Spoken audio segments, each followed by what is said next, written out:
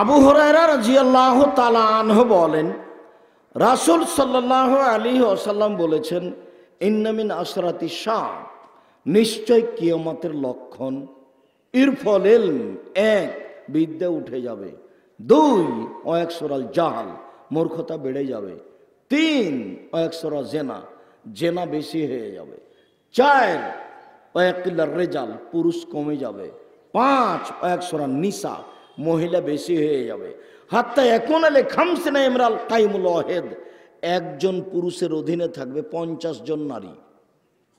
50 জন, এটা 50 নয়, একজন পুরুষের অধীনে শত হাজারো নারী থাকবে, সব জেনার সম্পর্ক থাকবে।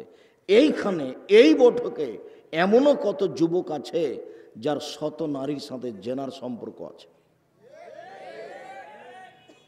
রাসূল সাল্লাল্লাহু আলাইহি সাল্লাম বলেন, আইনানের তাজনিনে জেনাহুমান নাজর, দুই চোখের জেনা হচ্ছে চোখ দিয়ে দেখা, অলোজনানে জেনাহুল ইস্তেমাও, দুই কানের জেনা হচ্ছে কান দিয়ে শোনা, অলিয়াদ জেনাহাল বাদশ, হাতের জেনা হচ্ছে হাত দিয়ে ধরা, আর রিজল জেনাহাল মাসি, পায়ের জেনা হচ্ছে পা দিয়ে চলা, জেনাল কালব তাতমানা তাস্তাহি, অন্তরের জেনা হচ্ছে পরিকল্পনা করা, জেনাল লেসানা নুতক, জিবার জেনা হচ্ছে কথা বলা, এগুলি সব জেনা।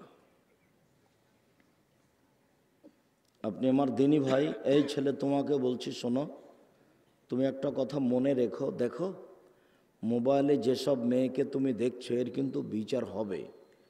আল্লাহ এমন সত্তা যে তোমার এটা কেউ দেখতে পায় না, কিন্তু আল্লাহ দেখতে পান। আর যেদিন বিচার হবে সেদিন সবাই দেখতে পাবে। কেন? বিচারের 4টা পদ্ধতি। বিচারের 4টা পদ্ধতি।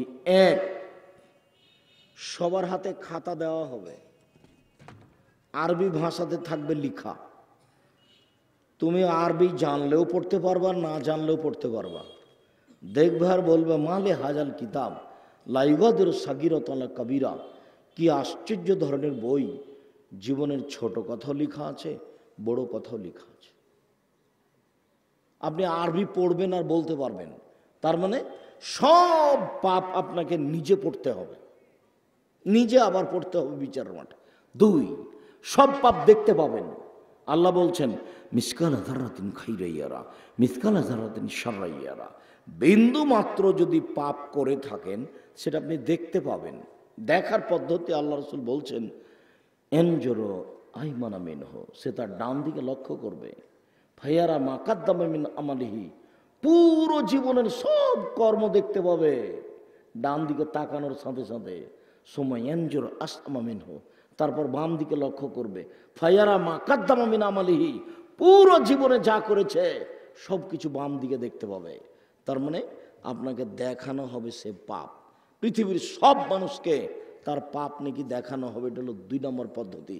3 নম্বর পদ্ধতি হলো এই যে মাটি কথা বলবে, ইয়াউমাইযিন তুহাদ্দিসু আখবারাহা, মাটি টপ টপ টপ টপ করে কথা বললে আপনি কি অন্যায় করেছেন সব বলে দিবে মাটি। 4, হাত কথা বলবে আপনি কি করেছেন, সব কথাগুলি হাতে টপ টপ টপ টপ করে বলবে। যখন হাতের বলা শেষ হবে তখন পায়ে বলবে, তুমি ঠিক বলেছ। মনে থাকবে না মনে হয়? মানুষকে অপরাধী প্রমাণ করার কয়টা পদ্ধতি? 4টা।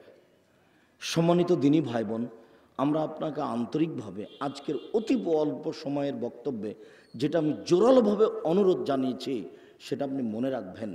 আমার নাসিহাতে 4টা কথা মনে রাখেন।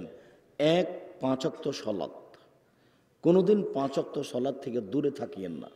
2, হালাল রুজি, যেভাবেই হোক, চকলেট বিক্রি করা হোক, কাপড় বিক্রি করা হোক, দিন মজুরি করা হোক, হালাল রুজি। 3, একটু কোরআন তেলাওয়াত, অন্তত ইখলাস, প্রত্যেক দিন সকালে বা বিকালে সূরা ইখলাস 3 বার পড়বেন অন্তত, দিয়ে নিজেকে বলবেন যে আমি কোরআন মাজিদ পড়ি। আর যদি নিয়মিত কোরআন মাজিদ পড়তে পারেন ভালো, পড়েন। সূরা বাকারা যদি পড়তে পারেন তাহলে সূরা বাকারা আপনার পক্ষে বিচারের মাঠে তুমুল যুদ্ধ করবে, খুব তর্ক বিতর্ক লাগিয়ে দিবে আল্লাহর সাথে আপনার পক্ষে আপনাকে জান্নাতে নিয়ে যাওয়ার জন্য।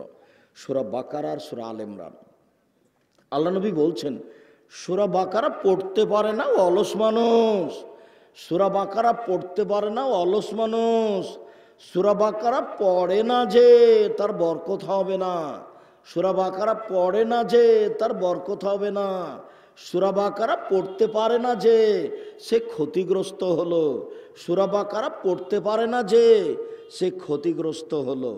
কোনোটাই যদি না পারেন তাহলে আপনার একটা কথা আপনাকে আমি মনে রাখার জন্য অনুরোধ জানাচ্ছি যে 4টে কর্ম যাদের কবরের শাস্তি হয় না।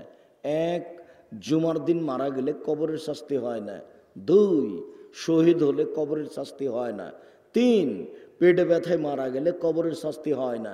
4, সূরা মুলক রাতে পড়ে ঘুমালে কবরের শাস্তি হয় না। ওপরের 3টা পারবেন না। জুমার দিন মরণ হবে কিনা আপনি বলতে পারছেন না। আপনি শহীদ কিনা, বাংলাদেশে তো সবাই শহীদ, তখন কে যে শহীদ তো বিচার মাঠে ধরা পড়বে। 3, পেট ব্যথায় মারা গেলাম, পেট ব্যথায় আমি মারা গেলাম কি না এটা যে কোন ব্যথা তা তো আমি নিশ্চিত বলতে পারছি না। থাকলো সূরা মুলক। সূরা মুলকের 2টা সুবিধা, একটা হলো কবরের শাস্তি হবে না, বন্ধ। আর আরেকটা হলো বিচারের মাঠে যতক্ষণ পর্যন্ত ক্ষমা না হবে ততক্ষণ পর্যন্ত সূরা মুলক আপনার পাশ থেকে যাবে না। সূরা বাকারা কতক্ষণ থাকবে তা বলা যায় না, তবে সূরা বাকারা খুব তুমুল ঝগড়া করবে আল্লাহর সাথে। চলে যাবে না কি এক সময়, না শেষ পর্যন্ত থাকবে, এই কথা মুহাম্মদ সাল্লাল্লাহু আলাইহি ওয়াসাল্লাম বলেননি। তবে মুহাম্মদ সাল্লাল্লাহু আলাইহি ওয়াসাল্লাম বলেছেন সূরা মুলক ক্ষমা না হওয়া পর্যন্ত যাবে না। যেমনটা তিনি বলেছেন ছোট ছোট বাচ্চা মারা গেলে, ছেলে মেয়ে মারা গেলে যতক্ষণ পর্যন্ত বাপ মায়ের ক্ষমা না হয়েছে ততক্ষণ পর্যন্ত ওই ছেলে মেয়ে ছাড়বে না। যার জন্য বলি যে 1টা 2টা ছেলে মেয়ে নিলে হবে? 2টা ছেলে মেয়ে নিয়েছেন তো কয়টা মরবে আর কয়টা থাকবে? 10-12টা ছেলে মেয়ে হলে 2-1টা মারা যাবে, 5-7টা থাকবে। যেমন আপনারা 10-12 ভাই বোন, 2-3 জন মারা গেছে, 5-7 জন আছেন। বেশি ছেলে মেয়ের অনেক সুবিধে, ছেলেই মাত্র 1টা, ছেলেই মাত্র 2টা, তো কয়টা মরবে আর কয়টা থাকবে? বড় ভুল এগুলো। ছেলে মেয়ে বেশি নেন, রুজি বেশি হবে, বিচারের মাঠে সফলতা অর্জন করতে পারবেন। সম্মানিত দিনী ভাই বোন, আমি আপনাকে অনুরোধ জানাচ্ছিলাম যে 4টা নসিহতের 4 নম্বর হলেই দোকানে বসে আড্ডা পিটবেন না। যেখানে 2 জন বসে আছে সেখানে বসবেন না। এখানে 2 জন বসে কথা বলছে, আপনি ওখানে যাবেন না। যদি যেতেও হয় জরুরি কারণে, তাহলে দাঁড়িয়ে দাঁড়িয়ে কথা শেষ করে চলে যাবেন। আড্ডা পিটবেন না কোনো সময় 1 মিনিটের জন্য। কখন যে কোন কথা বলে ফেলবেন যার কারণে তাহাজ্জুদ আর টিকতে পারবে না, হজ করে আর আপনি টিকতে পারবেন না। কাজেই আপনি ওই জায়গাতে বসবেন না। 4টে কথা: 1, 5 ওয়াক্ত সালাত; 2, হালাল রুজি; 3, কোরআন তেলাওয়াত; 4, 2 জন যেখানে বসে আছে সেখানে না বসা, আড্ডা না পিটা। এটা মনে থাকবে না মনে হয়? আপনি চেষ্টা করেন, আপনি সফল হতে পারবেন ইনশাআল্লাহ।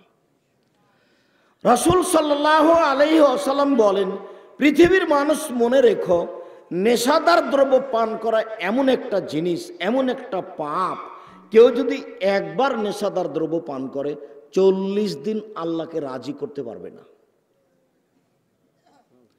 রাসূল সাল্লাল্লাহু আলাইহি সাল্লাম বলেন, নেশাদার দ্রব্য পান করা এমন পাপ, মান শারাবাল খামরা, কেউ যদি একবার নেশাদার দ্রব্য পান করে, লাম তুকবাল লাহু সালাতুন 40 লাইলা, তাহলে 40 দিন তার নামাজ কবুল হবে না।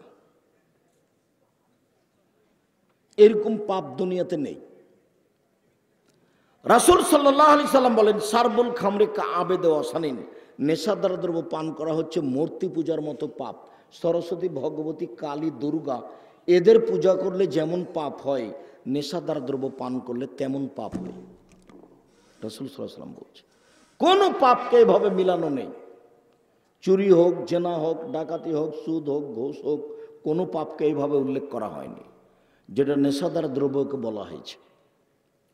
রাসূল সাল্লাল্লাহু আলাইহি ওয়াসাল্লাম বলেন, পৃথিবীর মানুষ শুনে রেখো, 3 শ্রেণীর মানুষ জান্নাতে যাবে না।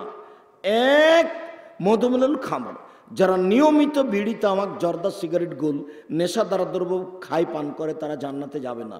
2, ও রাজলাতু মিনান নিসায়ে, পুরুষের বেশধারী নারী জান্নাতে যাবে না। যারা পুরুষের জুতা স্যান্ডেল পরে, যারা পুরুষের শার্ট প্যান্ট পরে, যারা পুরুষের পোশাক পরে, যারা গেঞ্জি গায়ে দিয়ে চলে, ওরা জান্নাতে যাবে না। 3, দায়ুস আল্লাযী কুরফি আলাল খাবাসা, যে তার বাড়িতে বেহায়াইর সুযোগ দিয়েছে, ও জান্নাতে যাবে না। রাসূল সাল্লাল্লাহু আলাইহি ওয়াসাল্লাম বলেন 3 শ্রেণীর মানুষ জান্নাতে যাবে না। 1, আক্কুন, বাপ মাকে মানে না যে। 2, মদমুনুল খামরে, নেশাদার দ্রব্য পান করে যে। 3, মুকাদ্দিবুল বিল কাদারে, ভাগ্যকে অস্বীকার করে যে ভাগ্যকে অস্বীকার করে সে জান্নাতে যাবে না। রাসূল সাল্লাল্লাহু আলাইহি সাল্লাম বলেন 3 রিজসুম মিন আমালি শয়তান, নিশ্চয় নেশাদার দ্রব্য পান করা, জুয়া খেলায় অংশগ্রহণ করা, মূর্তির আস্তানায় যাওয়া, লটারি ক্রয় করা শয়তানের কাজ, হারাম, একেবারেই হারাম, টোটালি হারাম। আব্দুল্লাহ ইবনে আমর রাদিয়াল্লাহু তাআলা আনহু বলেন রাসূল সাল্লাল্লাহু আলাইহি ওয়াসাল্লাম বলেছেন 4 শ্রেণীর মানুষ জান্নাতে যাবে না। 4 শ্রেণীর মানুষ জান্নাতে যাবে না। 1, আক্কুন, বাপ মাকে মানে না যে। 2, কাম্মার, জুয়া খেলে যে। 3, খোটা দেয় যে। 4, নিয়মিত বিড়ি, তামাক, জর্দা, সিগারেট, গুল, নেশাদার দ্রব্য খায়, পান করে যে। এই 4 শ্রেণীর মানুষ জান্নাতে যাবে না। জুয়া কোনটা? 1, বাপ মাকে মানে না যে। 2, জুয়া খেলে যে। 3, খোটা দেয় যে। 4, নিয়মিত বিড়ি, তামাক, জর্দা, সিগারেট, গুল, নেশাদার দ্রব্য খায়, পান করে যে। এই 4 শ্রেণীর মানুষ জান্নাতে যাবে না। জুয়া কোনটা? কোনটার নাম জুয়া? যেটা আল্লাহ বললেন, যেটা নবী বললেন, সেইটা কোনটা? জুয়া কোনটা? প্রত্যেক যেই খেলাতে টাকার হার জিত রয়েছে সেটাই হলো জুয়া। কুল্লু লাহবিন ইয়ালহুবি রাজুল ফাহুয়া বাতিল, সব খেলাই না যায়, সব খেলায় হারাম। তবে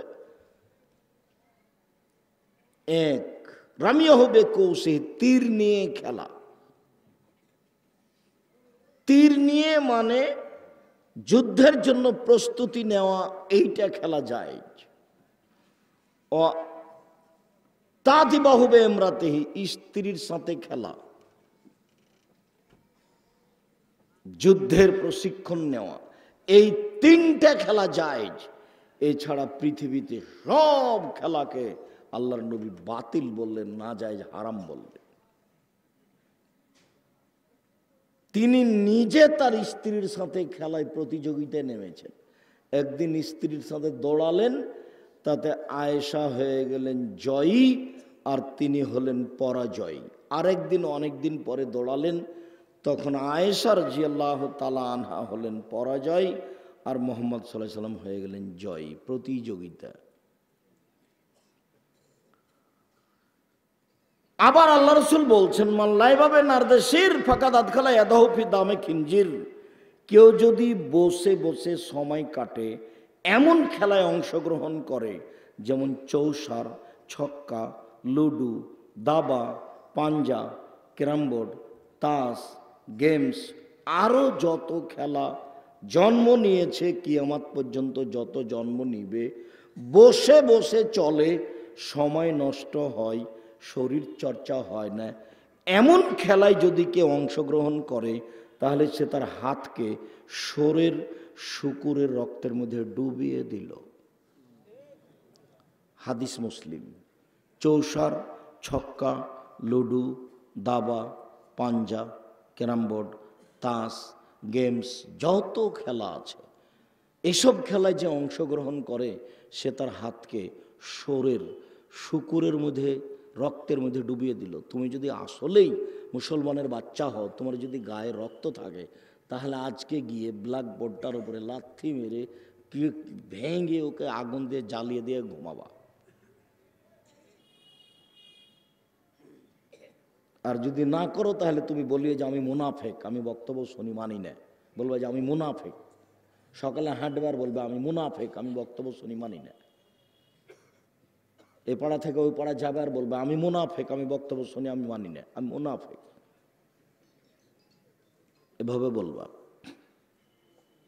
হিন্দু তো আসেনি, তুমি তো এসেছ। যদিও আমি হিন্দুকে আসতে বলেছি। আমি যখন কোনো জায়গাতে যাব তখন হিন্দুও যেন আসে, আমি তার কিছু না কিছু উপকার করবই করবো ইনশাল্লাহ।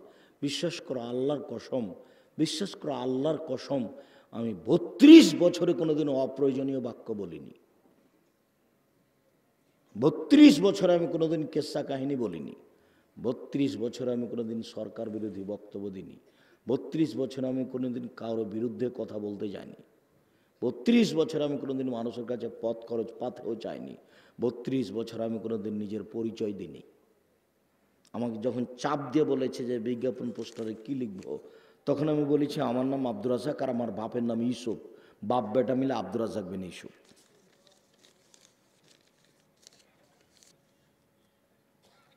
পড়াশোনা আমি জানি কি না তার আমি কোনোদিন পরিচয় দিইনি, দেওয়া লাগেনি। এরকম পর্যায়ে আল্লাহ আমাকে নিয়ে যায়নি কোনোদিন যে জাঁকজমক দেখে একটা হিসাব নিকাশ করে মানুষের সামনে দাঁড়াতে হবে, এরকম পরিবেশের কাছে আল্লাহ আমাকে নিয়ে যায়নি কোনোদিন। আমার মনে বড় স্বাদ আমি এদেশের মাটিতে উন্নত মানের প্রতিষ্ঠান গড়বই গড়ব ইনশাআল্লাহ।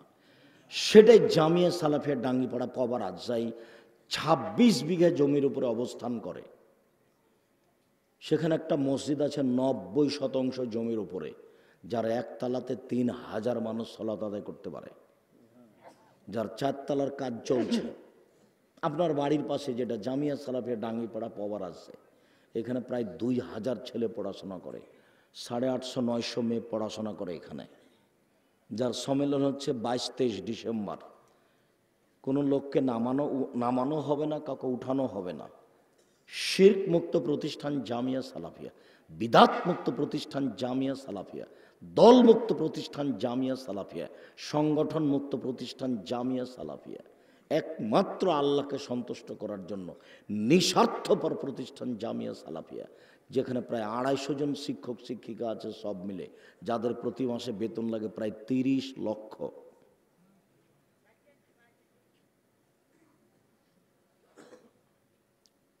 আপনাকে আমি এর জন্য দোয়া করতে বলেছি। আমি বলেছি আল্লাহ, আপনি বলবেন আল্লাহ এটা কবুল করো, জামিয়া সালাফিয়া কবুল করো। বাকি এদেশের প্রায় সব বড় বড় জেলায় জামিয়া সালাফিয়া খুলবো বলে আশা করছি ইনশাআল্লাহ, সময়ের ব্যবধান। জামিয়া সালাফিয়া ডাঙ্গিপাড়া পবা রাজশাহী, জামিয়া সালাফিয়া রূপগঞ্জ নারায়ণগঞ্জ ঢাকা, যেটা 51 বিঘা জমির ওপর অবস্থান করে। জামিয়া সালাফিয়া তেঘরা বিরল দিনাজপুর, প্রায় 18 থেকে 20 বিঘা জমির উপর অবস্থান করে। জামিয়া সালাফিয়া 6 মাইল বাবুগঞ্জ বরিশাল, এগুলো চলমান প্রতিষ্ঠান। আরও ফরিদপুর, নোয়াখালী, বিভিন্ন জেলা, চট্টগ্রাম, এসব ডিস্ট্রিক্টে করব বলে সময় কাটাচ্ছে ইনশাআল্লাহ। জমিও প্রায় রেডি। আমি আপনার কাছে দোয়ার দরখাস্ত রেখেছি, ছেলে মেয়েদের উন্নত মানের শিক্ষা দিয়ে অন্যায়ের বিরুদ্ধে লড়ব, মুখে কলমে মিডিয়ায়। মুখে বলছি, কলমে বই পুস্তক